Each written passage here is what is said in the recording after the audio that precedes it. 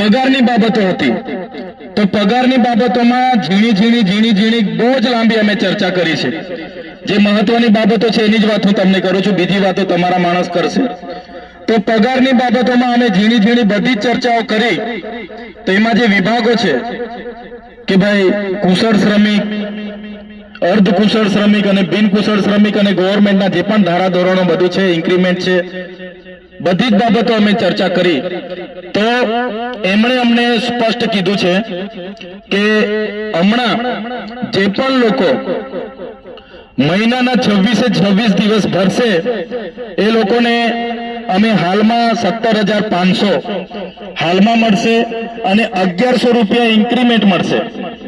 પગાર વધારાની બાબતો હતી ને, ઘણા લોકોની રજૂઆત હતી કે ભાઈ અમને આજે પણ 13,500 મળે છે, 15,500 મળે છે કે 15,208 રૂપિયા મળે છે, એ બધી રજૂઆતો હતી. તો એ બાબતે આપણને જે અંદર ચર્ચા કરી એમણે આપણને એવું કીધું 26 દિવસ જો આપણા એમ્પ્લોય ભરે છે તો એમનો પગાર સ્લીપ એમની 17,500 ની બનશે અને 1,100 રૂપિયા એમને દર મહિનાનું ઇન્ક્રીમેન્ટ મળશે.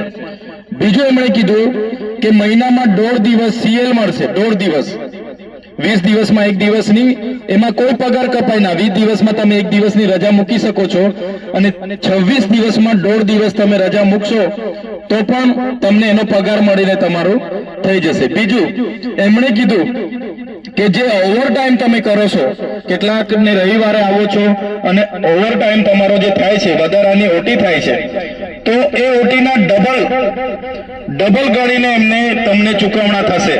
પણ એ ઓટી કરો એટલે તમારે ચાલુ દિવસે રજા પાડવાની થતી નથી.